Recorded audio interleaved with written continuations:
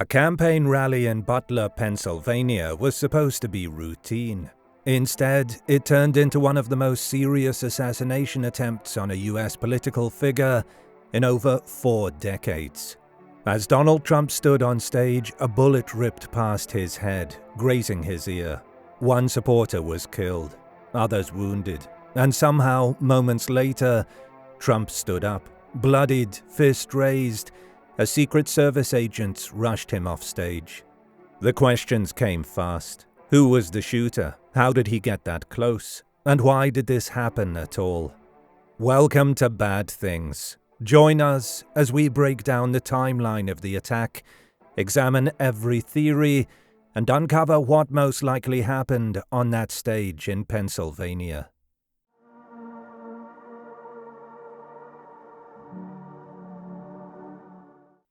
Earlier in the day, preparations and missed warnings. On July 13, 2024, the Butler Farm Show grounds in rural Pennsylvania filled with thousands of Donald Trump supporters. It was a textbook rally. Country music, banners, red caps, and campaign volunteers handing out signs under a cloudless sky. What no one in the crowd knew was that Thomas Matthew Crooks, a 20-year-old engineering student from suburban Pittsburgh, had already been on the premises that morning, quietly laying the groundwork for what would become one of the most audacious assassination attempts in modern American history.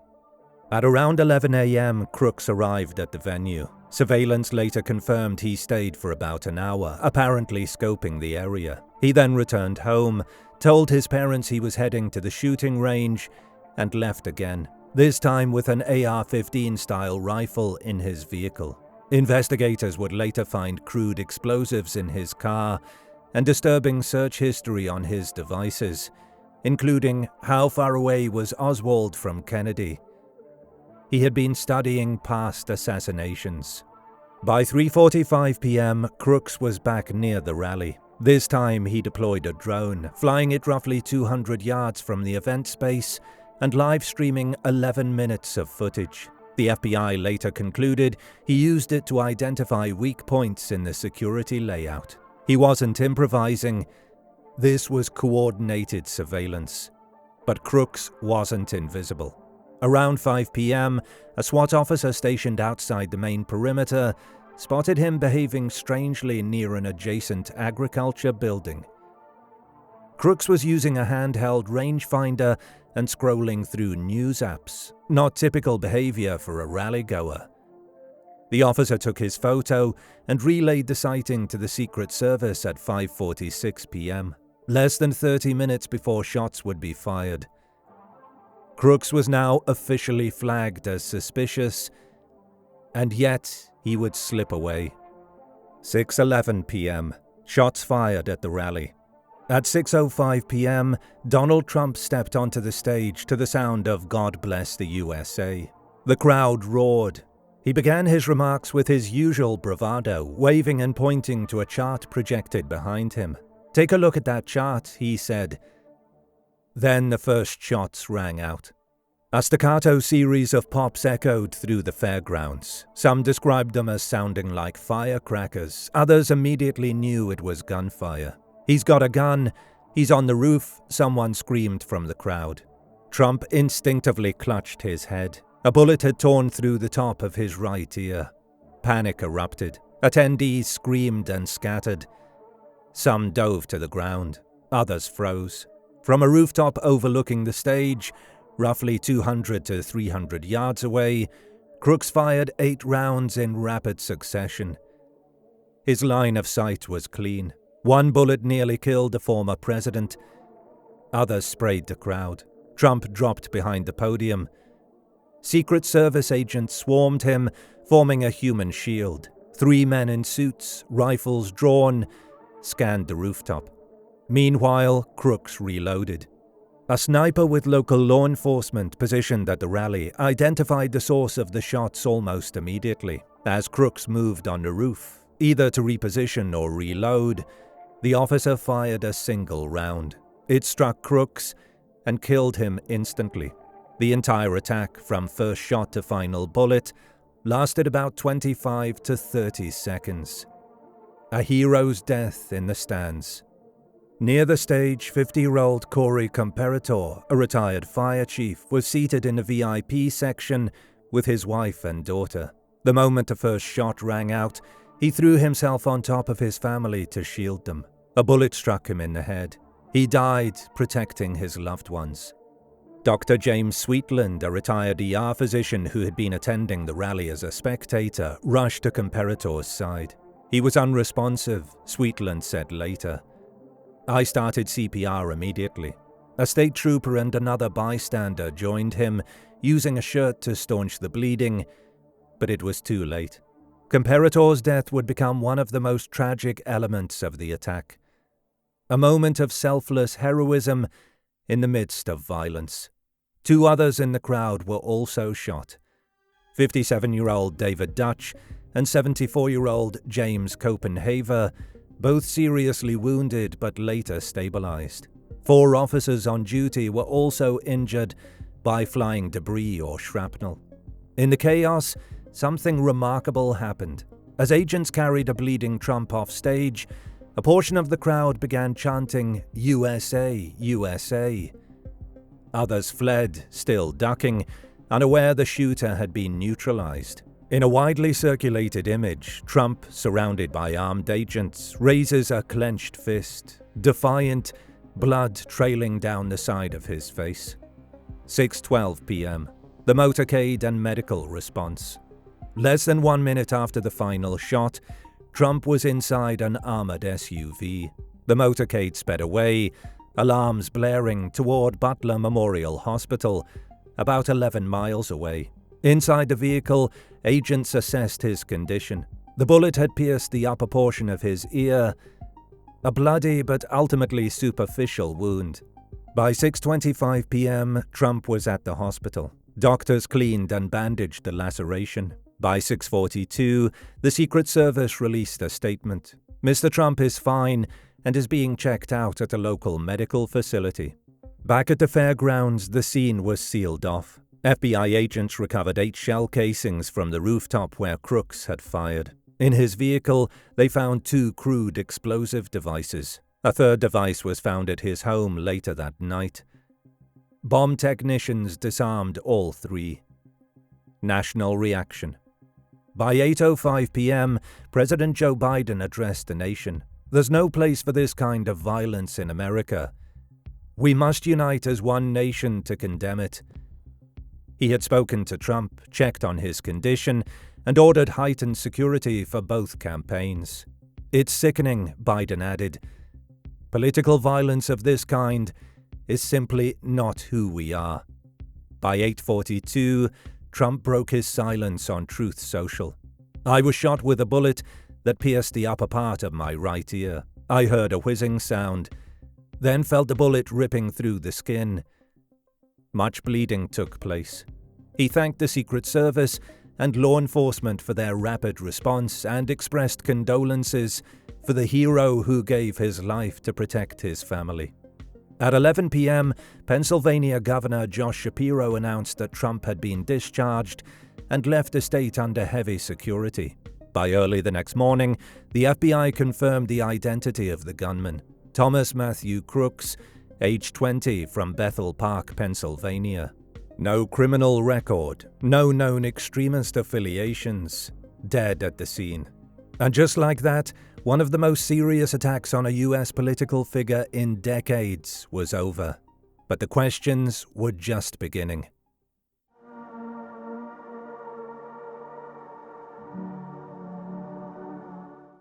In the hours and days after the shooting, explanations came fast. Some official, others improvised in real time across cable news, Reddit threads, and encrypted chat rooms. At the center of it all, one young gunman, one missed opportunity, and one near-fatal bullet.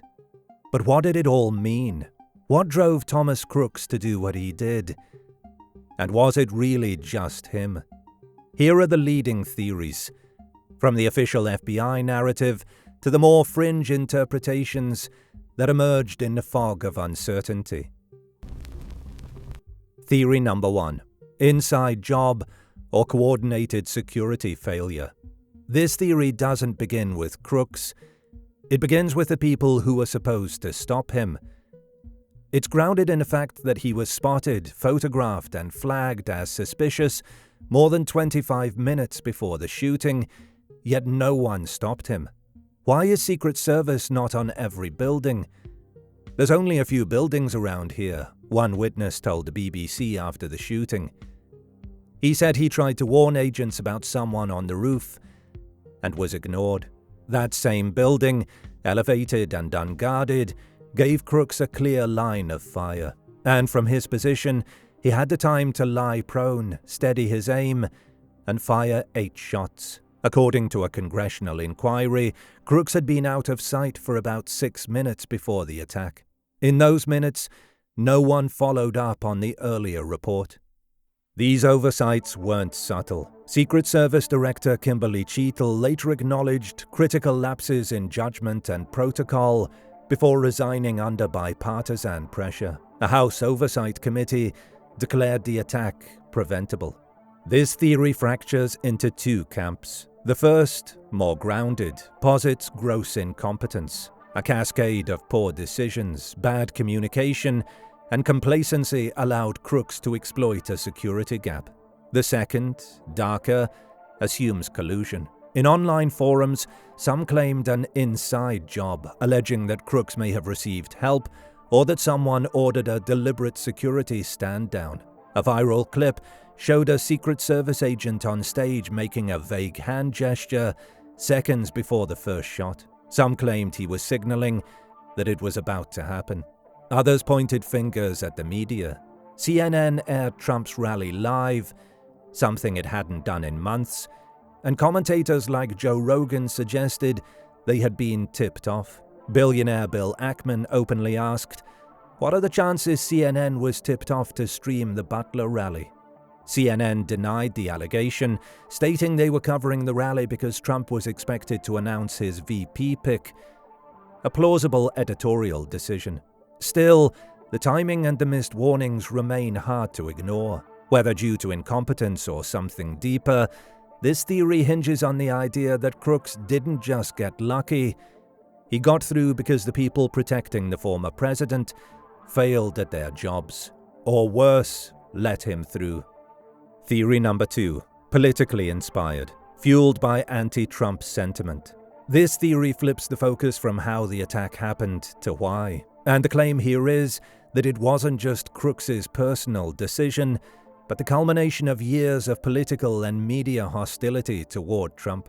Within minutes of the shooting, voices in conservative media blamed Trump's opponents. "The Democrats and the media are to blame for every drop of blood spilled today," wrote Marjorie Taylor Greene, who called the attempt an inevitable consequence of Trump being demonized for years. Other Republicans pointed to quotes like Joe Biden's campaign remark, "I have one job, and that's to beat Donald Trump. It's time to put Trump in a bullseye."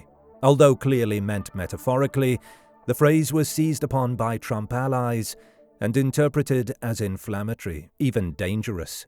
The claim here is that the shooter, Thomas Crooks, was a product of that atmosphere, that he absorbed the language from cable news, social media, and political leaders, and decided to take action.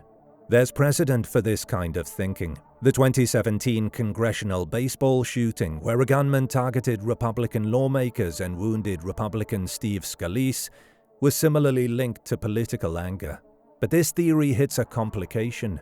Public records show Crooks was actually a registered Republican. This doesn't rule out political motives, especially in a closed primary state like Pennsylvania, where party registration can be strategic. But it complicates the idea of him being a leftist radical.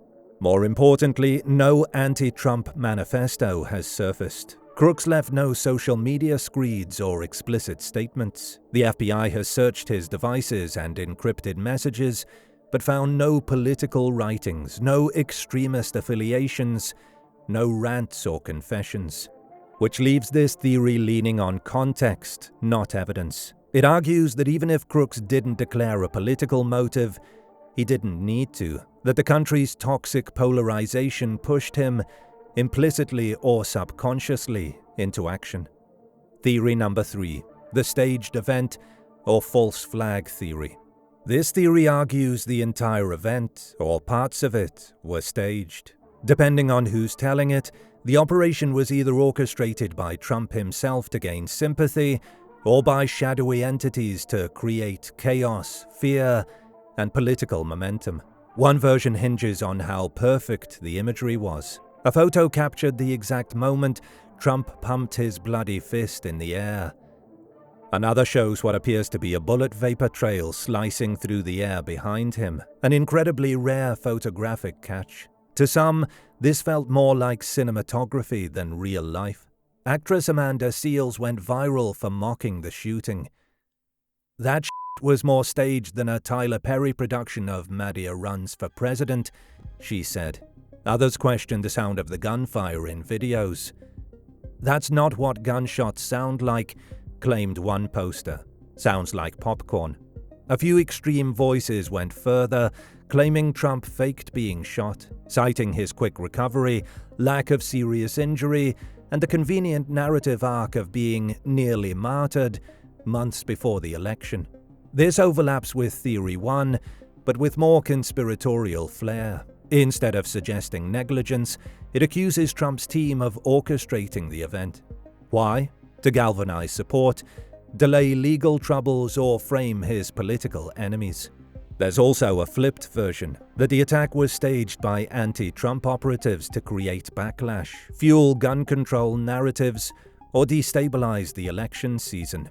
Authorities have rejected all of this. The bullet wounds were verified by medical staff, the forensic trajectory aligned with Crooks's rooftop position, and the physical evidence, shell casings, the rifle and drone, confirm a real attack. But in the age of misinformation, visual skepticism alone is enough to keep this theory alive in dark corners of the internet. Theory number 4. Crooks was influenced or used by others behind the scenes.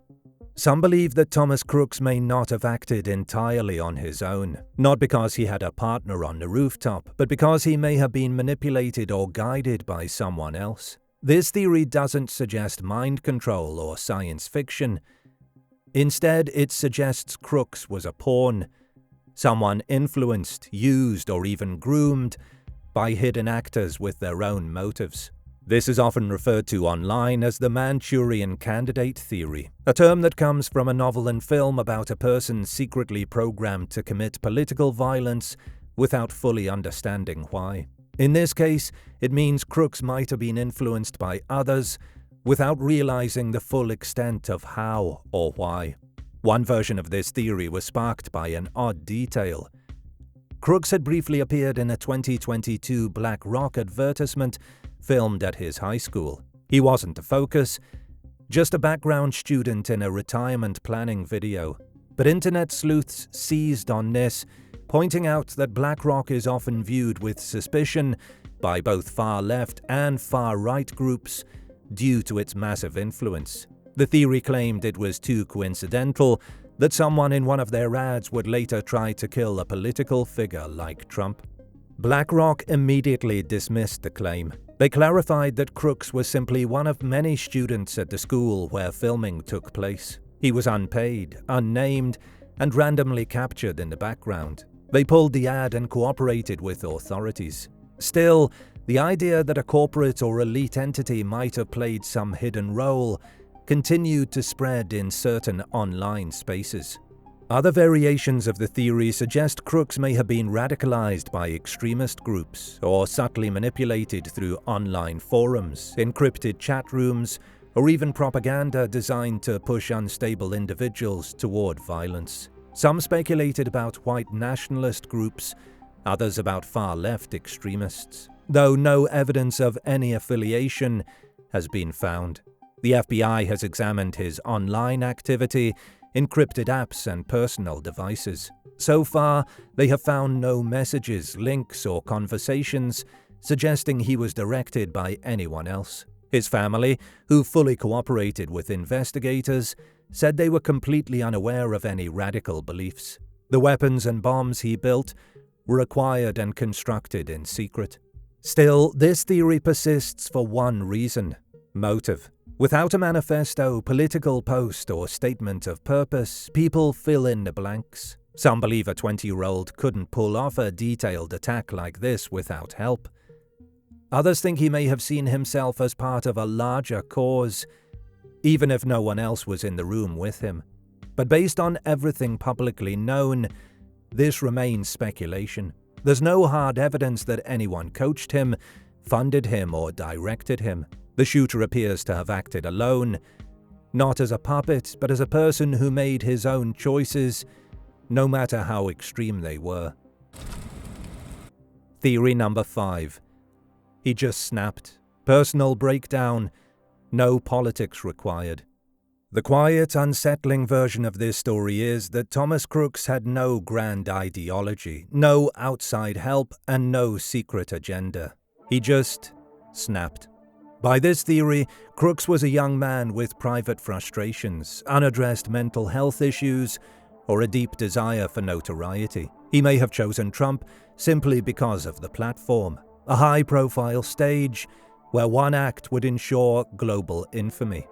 This aligns with historical patterns. Lee Harvey Oswald, despite decades of conspiracy theories, was officially deemed a lone actor with murky motivations. John Hinckley Jr., who shot President Reagan, did so to impress a Hollywood actress. Not every assassin fits into a neat political box. Crooks was reportedly quiet, intelligent, and kept to himself. No one close to him saw warning signs. His actions, scouting, drone surveillance, researching historical assassinations, suggest meticulous intent, but the why remains blank. If true, this theory is terrifying in its simplicity, that the shooter was not driven by hate or ideology, but by personal delusion, that there was no grand reason, just a decision made in silence and carried out with deadly precision.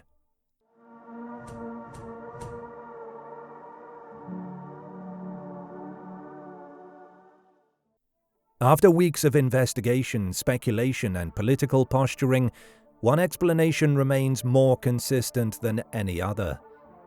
It doesn't require complex conspiracies, secret alliances, or shadowy puppet masters. It requires one thing only: that a young man acting alone, with no clear statement of ideology, made a calculated decision to end a former president's life, and nearly succeeded. The evidence points overwhelmingly to this. Thomas Matthew Crooks, 20 years old, planned and executed an assassination attempt on Donald Trump without help from any known organization, group, or co-conspirator. He wasn't mind-controlled. He wasn't part of a false flag, and no one in the Secret Service helped him. He exploited human error and a vulnerable venue, and did it alone. Crooks had no criminal record, no history of violent behavior. He lived with his parents, both social workers, and studied engineering in college. Friends described him as quiet, smart, and introverted. On the surface, nothing stood out. But privately, he was preparing for something else. FBI investigators later found that Crooks had amassed 14 firearms, mostly inherited or legally owned by his family, and had secretly built homemade explosive devices. These weren't items bought impulsively. He had stockpiled them over time. He also did the research. One Google search: how far away was Oswald from Kennedy? A chilling clue that he was studying past assassinations. Investigators found no manifestos, no social media rants, no political declarations. That makes motive hard to nail down. But the preparation was deliberate. He didn't snap. He prepared, quietly, alone, and methodically. Crooks used a semi-automatic AR-15 style rifle, not an exotic or illegally obtained weapon, but a common one. He positioned himself on the rooftop of a small agricultural building overlooking the rally, approximately 200 to 300 yards from Trump's podium. He had flown a drone earlier in the day to survey the layout and identify weak spots. That alone tells us this wasn't a spur-of-the-moment decision. He had even purchased a ladder that morning, the tool that allowed him to climb to the rooftop. The fact that he chose a building that wasn't secured by law enforcement or cleared by Secret Service made his plan viable. The Secret Service later admitted they had no agents posted on that structure. Crooks arrived, he climbed, he waited, and then he opened fire. At 6:11 p.m., Trump pointed to a chart. Seconds later, Crooks fired 8 rounds in quick succession. One bullet, or a fragment from the bullet, pierced the upper part of Trump's ear, a few inches from ending the former president's life. The attack was over in under 30 seconds. A single counter-sniper from local law enforcement returned fire. One shot, Crooks was killed instantly. Ballistics matched all 8 spent casings to Crooks' weapon. There were no other shooters, no backup plan, no coordinated exit strategy, just one man, one rifle, and one goal. The presence of explosives in his vehicle, while alarming, appears to have been a backup plan or possibly intended for maximum chaos. They were never deployed. It's unclear if he intended to escape, self-destruct, or simply cause as much damage as possible. But the timing, the trajectory, and the weapon all point to a lone actor. Motive. This remains the most elusive part, and yet the absence of a manifesto may itself be part of the answer. Crooks may have been politically motivated. He may have hated Trump, or he may have been driven by something more personal, a need for attention, a belief in some higher mission, or a twisted desire to go down in history. One possibility, he wanted to stop Trump from regaining power. That would align with the timing of the attempt, just months before the 2024 election, and the target, Trump, in the middle of a campaign speech. FBI Director Christopher Wray described the act as an attack on our democracy, a domestic terror event, and that may be the best description we have. Crooks didn't leave a note, but he left a message that someone wanted to erase a political figure through violence. If the intent was ideological, he took it to the grave. If the intent was fame, he succeeded, though only briefly.